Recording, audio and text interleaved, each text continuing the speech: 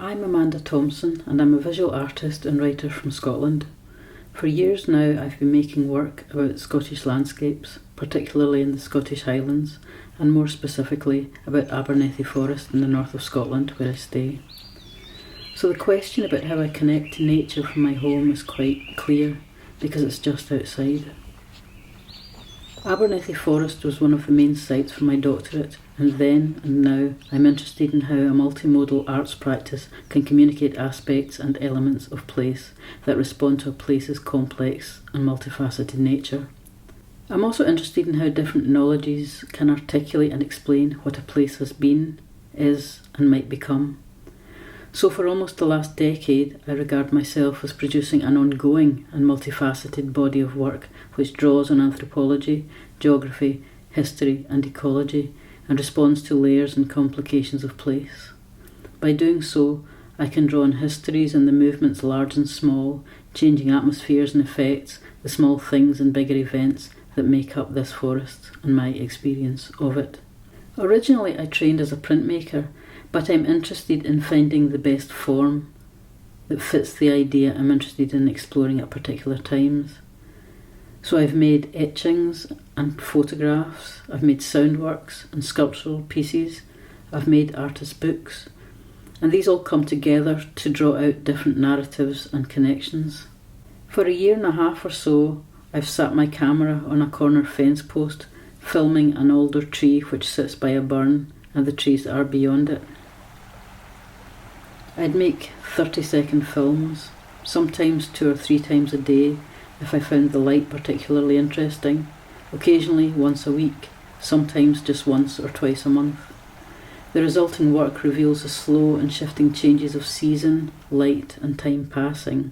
R, which is a Scots word for alder, also includes notes from a shared diary of recorded sightings, often the first flowers or migrant birds of the year, cuckoos, house martins, geese, when the first of the different species of flowers begin to bloom and how they take us through spring and summer, primroses, anemones, tormental, speedwell, orchids, creeping ladies' tresses. These speak to what is simply noticed when there and in the course of the everyday. Over time, potentially, they'll build a picture of the changes of season and time and weather, when the birds arrive, or if they don't, the dates that the first flowers bloom, etc. I'm really interested in language and how language connects us to place, and increasingly my practice has incorporated writing and fits in the category of what's known as, in the UK, new nature writing. Often, however, the writing comes from artwork I've made, and I use writing to go into some of the themes that my art relates to in more depth. If landscape and place, and indeed nature, is made up of many layers and levels, including the social, ecological and political, how might we as creatives bring these layers and levels to life? The unseen is an interesting concept in nature because, depending on who you are, you may see and observe different things that others don't see. So I think a lot of my work is bringing what might be unseen to attention, and sometimes that is just the everyday, which can actually be quite remarkable, such as crows going to their evening roost. Writing allows me to bring in other narratives, perhaps social, perhaps historical, sometimes a whole mixture of things. A piece I wrote about crows, published in Gutter 21, which is a Scottish literary magazine, started from observing how crows gather at dusk, or what we call the gloaming in Scotland. Afterwards, I wrote a piece, and using the essay, I was able to contextualise crows in a much more layered way than the video was able to convey. This is an excerpt from the essay. Rooks pair for life, and research on rooks seem to show that they remain in the sites where they breed. Some rookeries are many decades old, and they often nest in the colony where they were born. Such reliability and loyalty to place may explain why the first Sunday in March used to be referred to as Craw Sunday, the date when crows were traditionally supposed to start nest building, or, as D. Gilmore wrote in 1873, the day when, quote, crows commenced housekeeping for the year.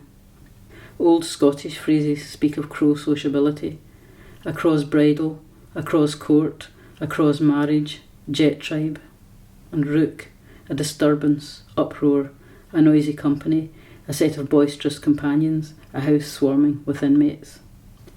The anthropologist's Tim Ingall's long and wide-ranging explorations of landscape and the life world, and the ways in which we inhabit the world, how our lives consist of constant interactions with other people and the things of the world, place and landscape, is an important touchstone for me. Through living in it, Ingalls says, the landscape becomes part of us, just as we are a part of it, and this interrelatedness is what connects the varying pieces of work that I make. Having an attentiveness then, and an openness to what might present to you, is really motivating for me.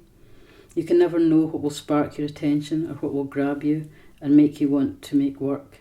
Once in a second-hand bookshop I came across an old 19th century dictionary of the Scots language and eventually started to gather these old Scots words, most of them no longer in use. And they were words that related to aspects of nature: land, water, birds, weather, woods, walking. The phrases for crows mentioned above come from this book. The book I wrote, A Scots Dictionary of Nature, holds at its core the poetic and artistic ways that language can reveal connections to and relationships with places and landscapes. But it also creates a temporal aspect and a connection to the past that was missing for me with my other work. Work like this feeds into longer and ongoing research and investigations which incorporate a visual arts practice and creative non-fiction and explore questions of slow looking and attentiveness, Scottish landscapes, language, walking, and reflections on the interrelationship of place with ourselves and the natural world and our histories and connections, and what we should be mindful of and pay attention to. I'll finish with oxene. Oxene is an old Scots word for coal tits, which are the birds you see here. It was a video which came originally with a written piece of flash non-fiction, but which I've uploaded as a sound piece here. I'm paying attention to the everyday flights of the small birds that we probably wouldn't ordinarily pay attention to, and it's quiet, again, a piece that makes you pause and look at the everyday and how extraordinary it is.